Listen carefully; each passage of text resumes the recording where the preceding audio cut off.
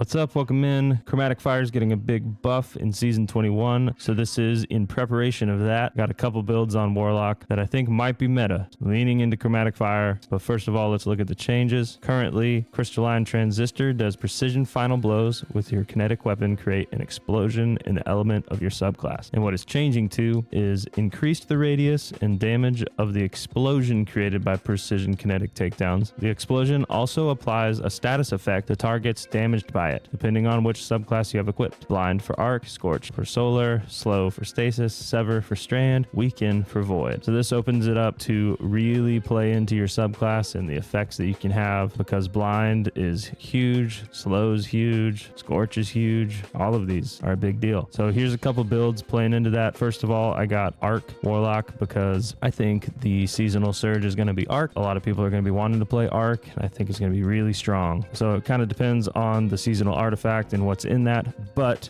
in preparation for that, here's the build that I put together around Chromatic Fire. The subclass, I got Chaos Reach, Healing Rift, Chain Lightning. I like this because it jolts. Pulse Grenade, it's just my favorite Arc Grenade. Arc Soul, those Arc Souls can really do a lot of damage, even in higher end content, if you make sure your whole team has it. And then Electrostatic Mind, this is really important. Defeating targets with Arc abilities or defeating jolted or blinded targets, create an Ionic Trace. Collecting Ionic Trace makes you amplified. What's really special about this aspect is that defeating blinded targets creates an Ionic Trace. That's going to be really important. There's going to be so much blinding happening that I am really excited to see how many Ionic Traces this is actually going to make and how that's just going to be a ton of ability energy. So for the fragments, Spark of Ions, defeating a jolted target creates an Ionic Trace. Spark of Shock, your Arc Grenades jolts targets. Spark of Beacons, while you're amplified, your Arc Special Weapons final blows create a blinding explosion. I'm just leaning into more blinding. Arc Weapon final blows have a chance to create Ionic Trace. And for the stats on the build, I always want 100 resilience, and then as high as I can recovery, as high as I can discipline. Those are kind of the three main armor stats. And then for weapons, leaning into Chromatic Fire, you want a really good kinetic weapon. So these are the three that I'm looking at. Revision 0 got a ton of buffs this season, does a crazy amount of damage. If you can get good at the sniper and really utilizing it, it can do some serious damage. And so along with Chromatic Fire, it's going to start just popping blinding everywhere. I'm excited to see that in action. The other option is Outbreak Perfected. This will be just interesting to be doing extra Siva damage to blinded targets, and then Wish Ender also getting that chromatic blinding effect happening. And then for mods, I got Heavy Ammo Scout, Kinetic Siphon, Heavy Ammo Finder, Firepower, Bolstering Detonation, Font of Focus. So this kind of depends on where my discipline's at. If my discipline's not at 80 or 90, I like to use Font of Focus. With this right now, I could probably take this off and be fine using something else, which if that's the case, I'll probably put on Focusing Strike just to get back class ability energy. Then on the chest piece, all the resistances I can. And then on the boots, Recuperation to get health back on Orb Pickup, Kinetic Weapon Surge, and Orb of Restoration. Picking up an Orb of Power grants a small amount of energy to your ability with the least energy. This kind of works like Ionic Traces, so it's just kind of leaning into that gameplay of whatever has the least energy, getting it back. And then on the class item, Reaper and Time Dilation. And then for the other option of build I have set up is Voidwalker. The Void build around this with Weaken with Chromatic Fire is really interesting for me because Weakened is really powerful, especially in in-game content. Just making all your weapons and all your abilities do more damage is a really important thing. So then for this, it's literally all the same mods. All this stuff still works. It's great. All the same armor stuff, resilience, recovery, and discipline. And then for the subclass, I have Vortex. You can use either Vortex or Cataclysm. For Vortex, it's nice for that like just quick burst damage, and then it sucks everybody into a center spot that you can just do more damage to.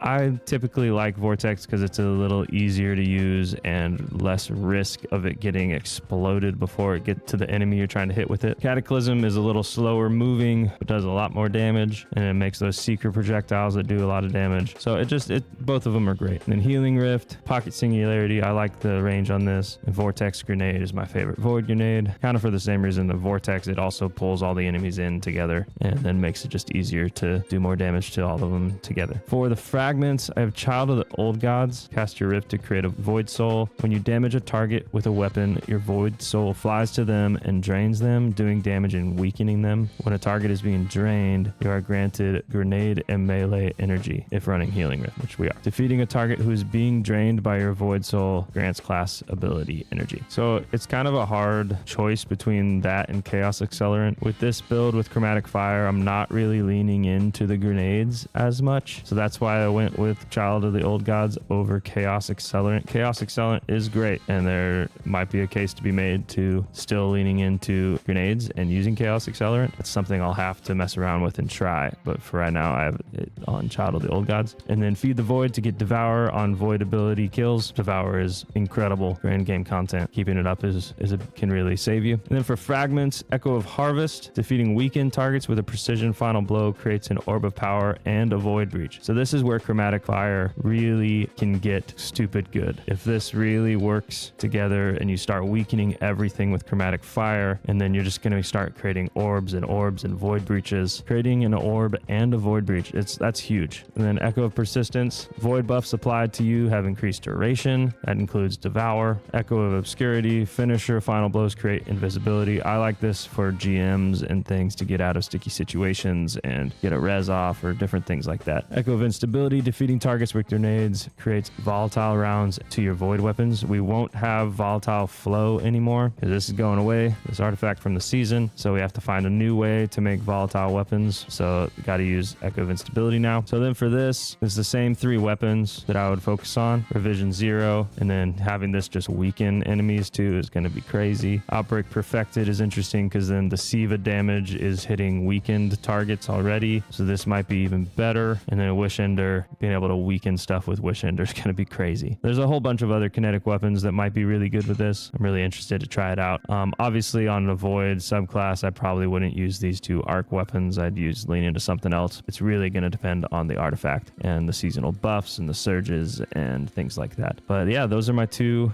builds I'm excited about using. And what's cool about them is all the armor and the mods can literally stay the same. You can just switch between them. You're going to go either arc or void. Boom, ready to roll. I'm stoked for these new changes. Going to get some dusty old exotics out of the vault. Going to be really looking into Titan and Hunter exotics too. Stay tuned. Seriously, thank you so much for watching. Please like and subscribe this. Working on getting to 1,000 subscribers and 4,000 watch hours. So I'd really appreciate you clicking that subscribe button. Thanks for watching. Peace.